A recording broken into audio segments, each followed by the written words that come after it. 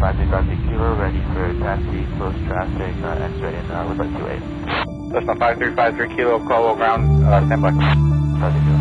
So Kilo, taxi runway 28 via Papa November, winds 34010, gust 15. Welcome to PowerDrift, folks, and today we review one of the most anticipated roadsters in India, the Mercedes Benz SLK55 AMG. 5353 Kilo, Caldwell ground, runway 28, taxi via Hotel November. 280 Hotel November. 50 Kilo, 50 Kilo, bridge space group. 4010, gust 15.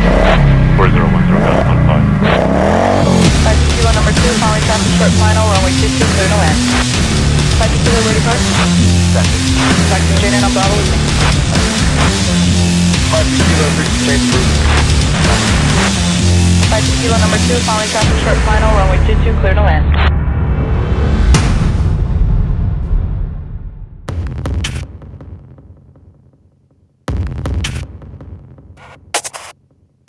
Now, SLK stands for three German words that I can't really pronounce, so I'm just going to tell you what they mean in English.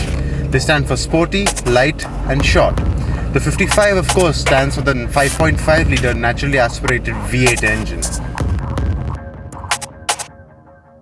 That's right. And then you have the AMG badge, which signifies its credo of having aggression in its DNA.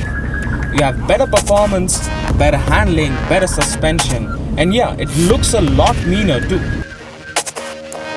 Now, like every other AMG to have come out of Ahmedabad, even this car has a hand-built engine hung out front.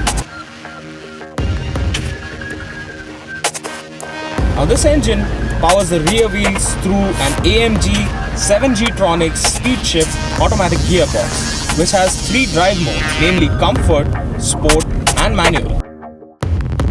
I think with the top down is what the SLK does best.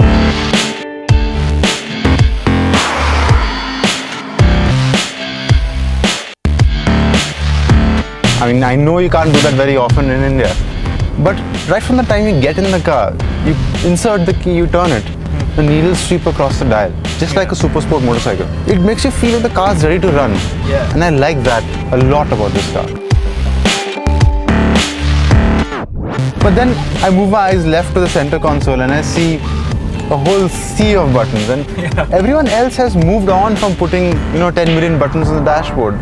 And even the screen, it's nearly the same screen that you see on a C-Class. Yeah, it's a bit too small as well, don't you think? Yes, and in this day and age, everyone's looking for a touch screen. Yeah. Not one of these.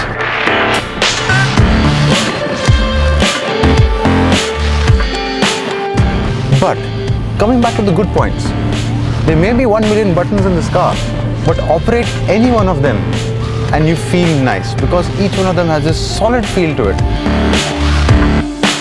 As far as the cruising bit goes, the comfort bit, the way it slurs from one gear to another, the way it downshifts really gently, the way the burble of that giant V8 is just on the edge of hearing.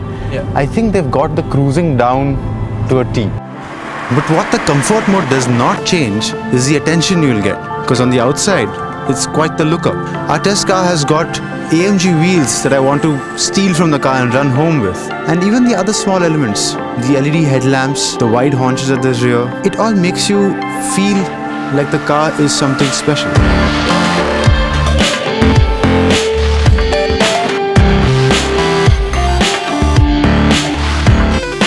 So now that you've seen what the car can do in comfort mode, let me show you what the car can do in sport mode.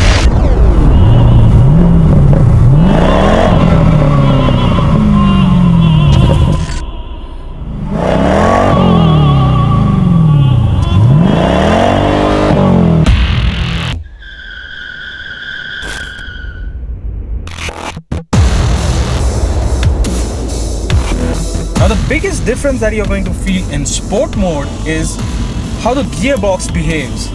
Now unlike comfort mode where it switches up gears at about 2000 RPM or so, in sport you're going to feel that power. It's going to hold on to gear right up till red line.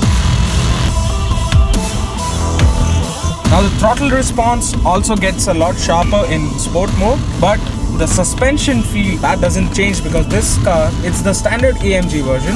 You don't get the adaptive suspension on this. The bit that I enjoy the most in sport mode, of course, a power apart, is the exhaust.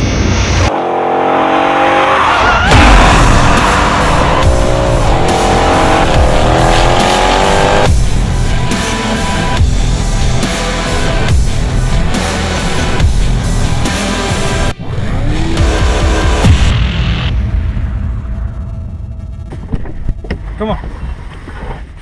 Now, I really love the sound.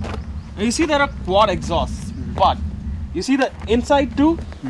They have these flaps inside them, which when you put it into sport mode, they open up and let out more of that beautiful V8 rumble. No, this week I get to do the weekly preview. Just like I got to steal this car and drive it like I stole it.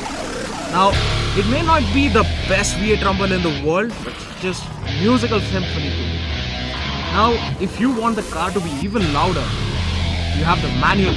Now the manual mode is for those crazy ones who don't like a computer telling them what to do. Yeah, like that. Hey, hold on. What the hell is going on? Woohoo! Users!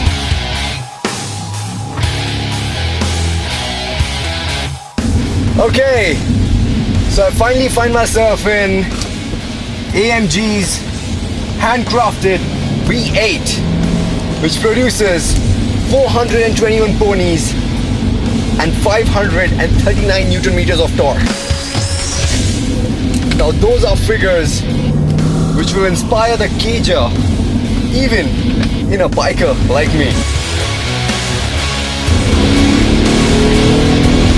Holy shit, sounds so beautiful. And of course the insane amount of torque this makes.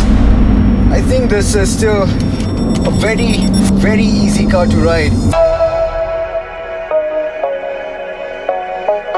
I expected the suspension to be a lot firmer, but make no mistake, this has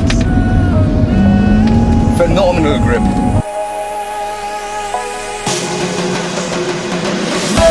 And another thing which I am really impressed with are the brakes. They have massive bite, and they are extremely progressive. But to be honest, being a biker, a price tag of 1.26 crores ex-showroom Delhi just does not go down with me.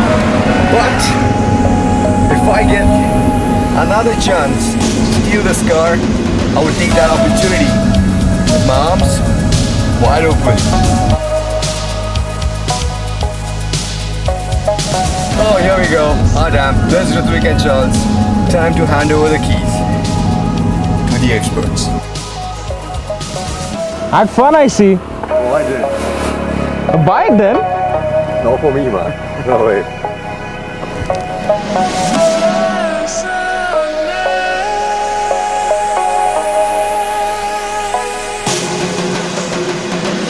So what do you think about the car? Charles, I really liked it. The power, it's usable. The front end is really good, pointy. The steering is great. Brakes are great, and especially I like this interior. It's really rich. What do you think about it? Well, unfortunately, I don't agree with you on all of those points. The interior, for example, it doesn't feel truly special. It's like any other high-end Merc. So it needs to be more of an AMG. It's the same thing with the power. There's a massive amount of power, but none of it ever scares me. And I need a little bit of that to be thrilled. Right, being an AMG, it has to be scary. Exactly. Right. So at that price point of 1.26, 1.27 crores, I'm expecting something more from this car. And I don't think I'm getting that. So I don't know if I'll recommend this to someone who's not a Mercedes fan. Well, that's it, folks. Do let us know what you think about this review and do subscribe to our channel.